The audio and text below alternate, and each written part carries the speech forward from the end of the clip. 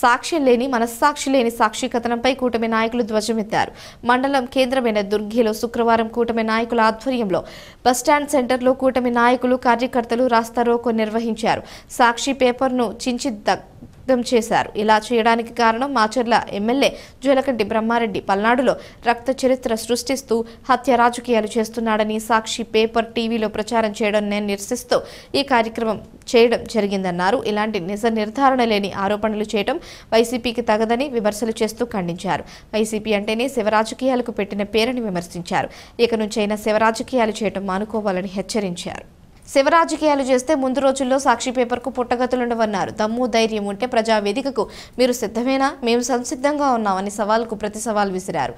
ఈ రాస్తారోకో కార్యక్రమంలో ఏచూరి సాయి శంకర్, లింగా రమేష్, లింగా బ్రహ్మయ్య, దొండపాటి చెన్నయ్య, దుగ్గెంపూడి జానకి, రామయ్య, గర్నె రమేష్, వంకమళ్ల కోటేశ్వరరావు, మాగులూరి నారయ్య, మేకల దాసు, పసుమూర్తి బుజ్జి, శ్రీరామ్ కాశీబాబు, కటకం రామారావు, సూర్య రామకృష్ణ, బొజ్జ నరసింహారావు, వెలిదండి శ్రీనివాసరావు, పులిహరి, రుద్రాల రవి, పంతు నాయక్, చింతకాయల ఆదినారాయణ, పలపాల వెంకటేశ్వర్లు, గోకాని వెంకట గురవయ్య, కె లక్ష్మీనారాయణ, రాయపాటి సైదులు, చాట్ల దిన్నయ్య, బొల్లెద్దుల శాంతి, సంధ్యానాయక్, మేకల రామారావు, మేకల సురేష్ తదితరులు పాల్గొన్నారు.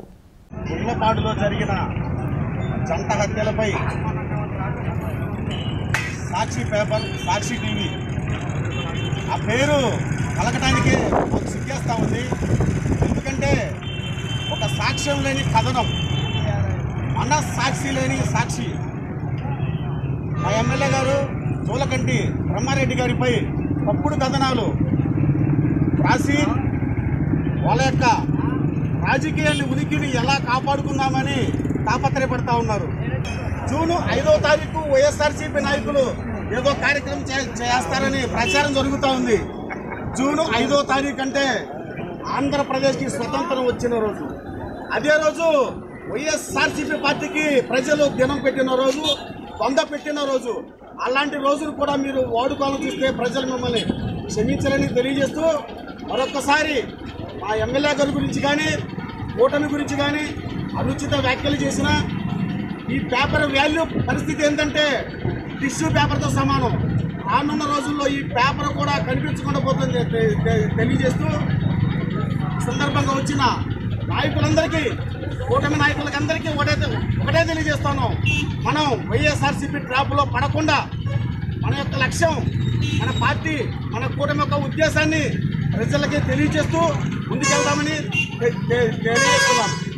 తప్పుడు కథనానికి సంబంధించి ఈరోజు దుర్గి మండల హెడ్ క్వార్టర్లో మేము ప్రశ్నిస్తూ ఉన్నాం.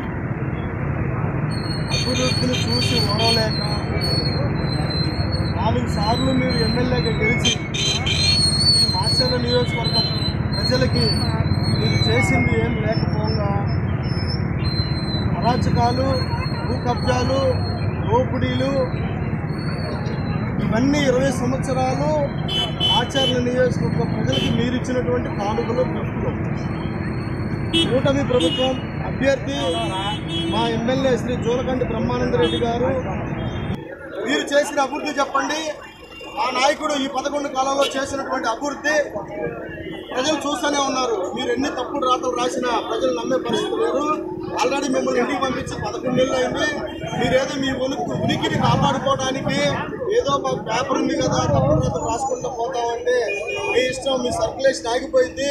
విలువలను పెంచండి, మీ విలువను మీరే తగ్గించుకున్నట్టు అవుతుంది.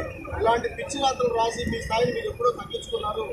మా మీదుగా, మా బ్రహ్మారెడ్డి గారి మీద కానీ, పార్టీ మీద కానీ, కూటమి ప్రభుత్వం మీద కానీ తప్పుడు రాతలు రాస్తే ఎక్కడికెక్కడ రాష్ట్ర వ్యాప్తంగా దిగ్బంధిస్తామని చెప్పి తెలియపరుస్తూ హెచ్చరిస్తున్నాం.